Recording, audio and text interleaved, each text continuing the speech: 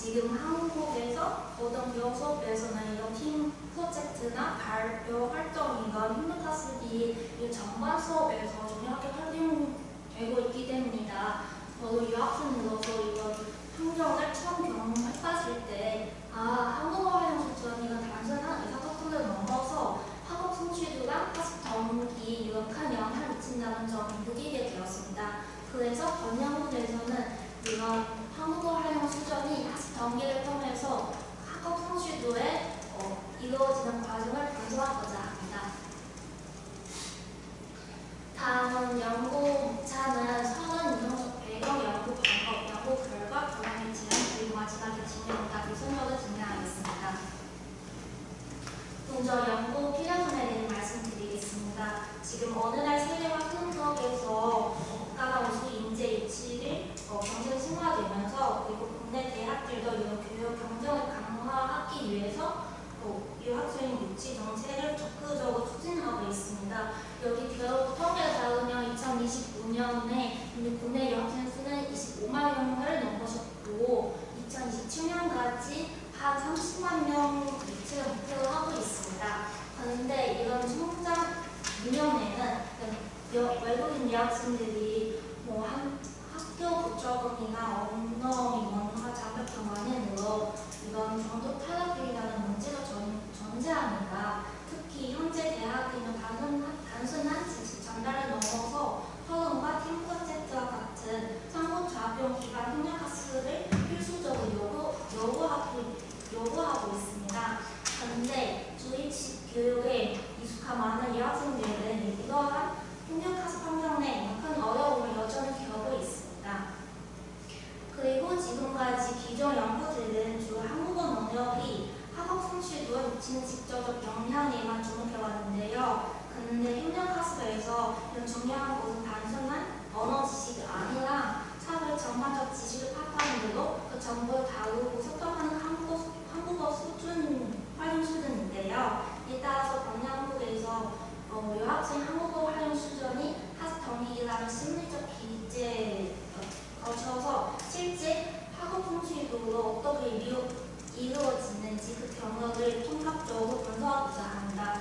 바로 이 지점을 기존 연구들과 차별화되는 번역국 필요성이라고 할 수 있습니다. 다음은 연구 목적이랑 연구 문제 말씀드리겠습니다. 먼저 목적은 협력학습 환경 내에서 유학생의 한국어 활용 수준이 학업 성취도 미치는 영향을 분석하고 그리고 그 사이에 학습 동기가 맺게 하는 역할을 교묘하고자 합니다. 그 다음에 이런 언어 능력을 향상하기 위해서 실제 교육 환경에서 학습 동기를 어떻게 요구하고 학업 성취도를 어떻게 효과적으로 지원할 수 있는 시사점을 제시하고자 합니다. 연구 문제는 두 가지 포함이 있는데요. 여기서 첫 번째는 협력학습 환경에서 외국인 유학생의 한국어 활용 수준은 학업 성취도에 영향을 미치는가. 두 번째는 협력학습 환경 내에서 외국인 유학생의 한국어 활용 수준이 학습 동기를 매개하여 학업 성취도에 영향을 미치는가. 이 두 가지 포함하고 있습니다. 다음은 연구 내에서 주요 견인에 대해 말씀드리겠습니다. 먼저 한국어 활용 수준 무엇인가요? 지금까지 일반적으로 한국어 활용 수준은 그냥 활용한 의사소통이나 문법 보다 능력을 포함하여 그리고 다양한 주제를 일고하고 이해하여 이런 정보를 수집하고 분석할 수 있는 수준이고 그 일상생활에서 그 대화나 뉴스 또는 전문 분야의 대화 내용을 파악할 수 있는 수준, 자신의 의견을 논리적이고 문법에 맞게 서술할 수 있는 수준을 의미합니다. 근데 번역국에서는 한국어 활용 수준은 이런 대학 수업에서 참여하는데 학습자가 필요한 듣기, 읽기, 쓰기를 포함하고 한국어로 소개할 수 있는 소개할 수 있는 능력으로 정의합니다. 두 번째 변인 학습 동기인데요. 아시다시피 학습 동기는 자기 개인 행동을 유발하고 목표 지향적인 활동을 개시하고 지속하게 하는 이런 심리 원동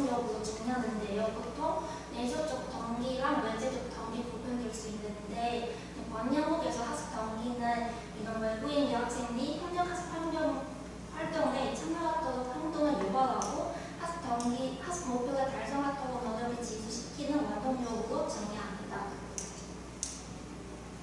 마지막 세 번째 변이는 학업 성취도인데요. 지금까지 전통적으로 학업 성취도는 이런 GPD와 같은 양적 지표로 측정해왔는데요. 최근에는 학습자의 주관적 성취 인식, 학습 경험 질, 그리고 학습 요용성에 대한 이런 인식과 같은 정의적 요소를 포함하여 다차원적으로 변형이 형성되어 왔는데요.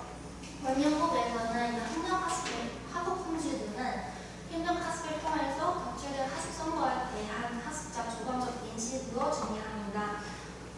즉 학습자가 협력학습을 통해서 얼마나 많이 배우다고 느끼는지, 과목 내용을 전반적으로 이해할 수 있는지, 학습 요구 충족되었는지, 그리고 실제적 적응 가능성에 대한 이런 인식을 포함하는 개념으로 정의합니다. 다음은 연구 방법에 대해 말씀드리겠습니다.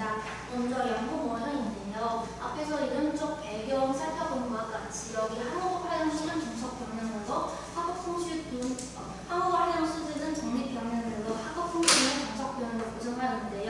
이 두 병렬 사이에 학습 동기를 어떤 매개 역할을 검증하기 위해서 입혀지신 것과 같이 연구 모형을 구성하였습니다. 다음은 연구 대상 및 자료 수집 과정에 대해 말씀드리겠습니다. 먼저 이 설문지 적재 사용을 검사하기 위해서 이 사전에 예비 조사를 총 33부를 조사하였고, 이를 바탕으로 설문 문항 수정하였습니다. 근데 이 조사는 2025년 3월부터 6월까지 약 4개월간 한국에 있는 유학생들의 대상으로 실시하였고, 최종적으로 이 125명 응답 자료를 분석에 활용하였습니다.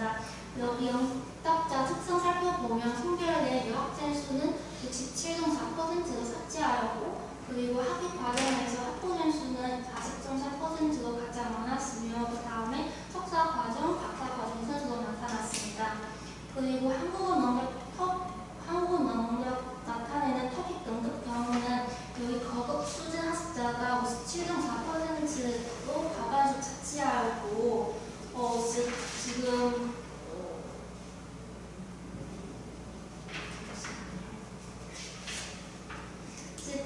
지금 들어가는 참여자 대다수가 대학 수업을 수행하는데 이거 필요한 언어 능력을 갖추고 있음을 확인할 수 있었습니다. 이어서 번역 활용한 측정 도구 구성이랑 시료도 계획을 말씀드리겠습니다. 먼저 여기 모든 문항은 5.2% 속도로 구성하였는데요. 그 표 보시면 한국어 활용 수준은 대학 수업 참여에 필요한 실제 의사소통 능력을 측정한 5개 문항으로 구성하였고, 목표 시료도 개수는 0.763으로 나타났습니다. 그리고 학습 동기는 학습자가 협력 학습 환경에서 자기 흥미와 가치 인식하는 중심으로 한 4개 문항을 구성하였고, 시대도는 0.852로 높게 나타났습니다. 학업 성취도 경우는 학습자가 이런 협력 학습 통해서 얻는 학업 성과를 측정하는 5개 문항을 구성하였고, 신뢰도 개수는 0.8을 기록하였습니다. 여기 모두 세 가지 변인 신뢰도는 0.7 이상으로 확인되고, 번역 분석에 이런 적합한 수준임을 확인할 수 있었습니다. 다음은 번역 후 자료 분석 과정인데요.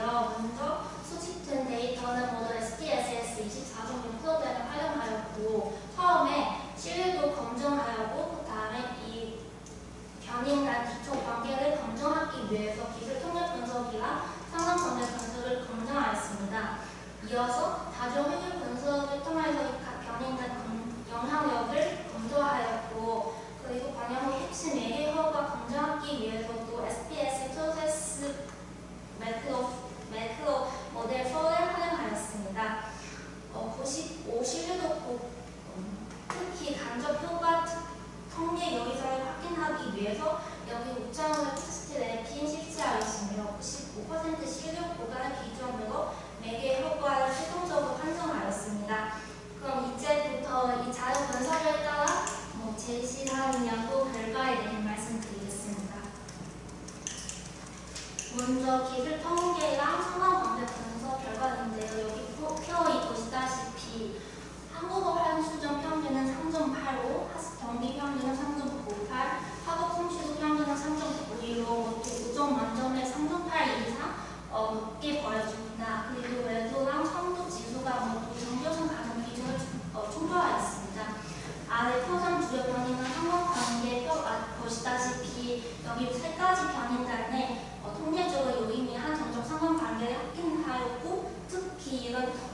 동기랑 학업 성취도 간의 상관관계수는 0.69% 나타남에 따라서 이 두 가지 단위는 일정한 반영이 있다는 것을 확인할 수 있었습니다.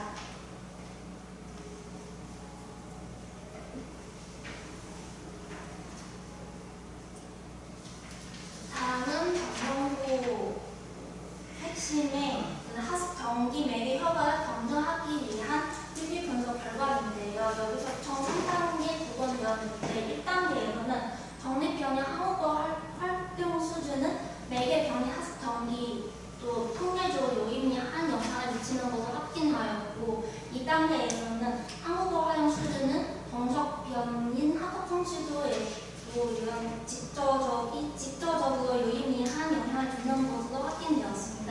마지막에 3단계에서는 이런 독립변인이랑 매개변인 동시 투입했을 때도 학습 동기는 학업 성취도에 미치는 영향력은 0.58로 여전히 높게 나타났습니다.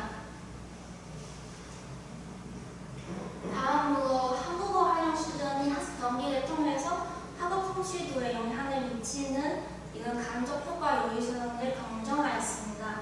여기 표로 제시된 바와 같이 간접 효과 크기는 0.175로 나타났고 그리고 치료도 구간 하한값은 0.058, 상한값은 0.305 사이에 영통하지 않아서 즉 학습 동기 매개 효과도 통계적으로 유의미한 것으로 확인할 수 있었습니다. 그럼 이상 연구 결과 종합했을 때 외국인 유학생들이 한국어 활용 수준은 사실 한국어 활용 수준은 학업 성취도 이렇게 직접적으로 영향을 미칠 뿐만 아니라 학습 동기도 매개 효과를 하여 간접 영향을 미치는 것으로 나타났습니다. 특히 이런 직접 효과와 간접 효과가 모두 유의미하여 이런 학습 동기는 한국어 활용 수준과 학업 성취 간 관계는 부분 매개한다는 사실이 입증되었습니다. 그리고 여기 펴 있는 최종 구조원입니다. 네, 마지막으로 권양국 결론의 제안에 대해 말씀드리겠습니다. 먼저 결론은 협력학습 환경에서 외국인 학습자들이 학업 성취도 높이기 위해서 처음에 이런 언어적 수련도와 심리적 경계가 필수적임을 할 수 있는데요. 그리고 한국어 활용 수준은 사실은 단순한 정보 전달 덕을 넘어서 사회 문화를 이해하고 그리고 동료와 협력적 관계를 맺게 하는 핵심 기제로 작용합니다. 즉 의사소통 능력이 학습자에 대한 학습 동기나 자기 효능감을 이끌어내는 최종적인 학업 성과를 반영한다는 점을 시사합니다.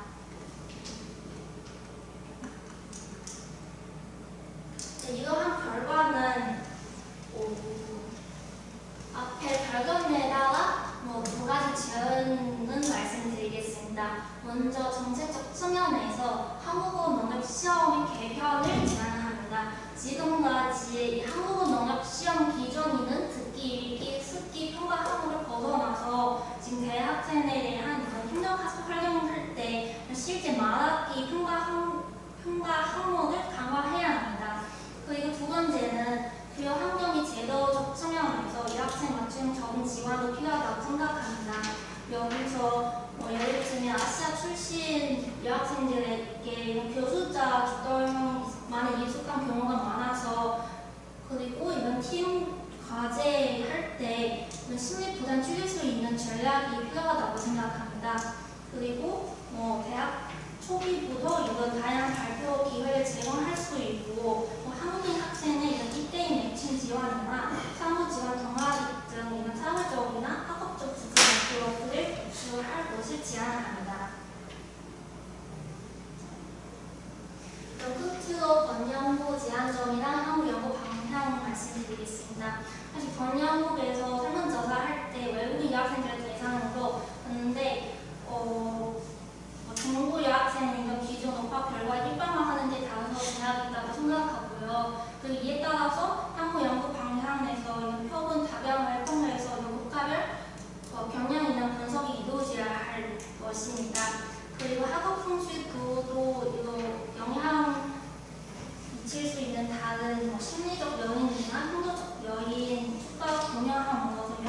구현을 위한 굉장히 입체적이고 실질적인 연구가 이루어지기를 기대합니다. 이상 발표 내용 마치겠습니다. 잘 들어주셔서 감사합니다. 네.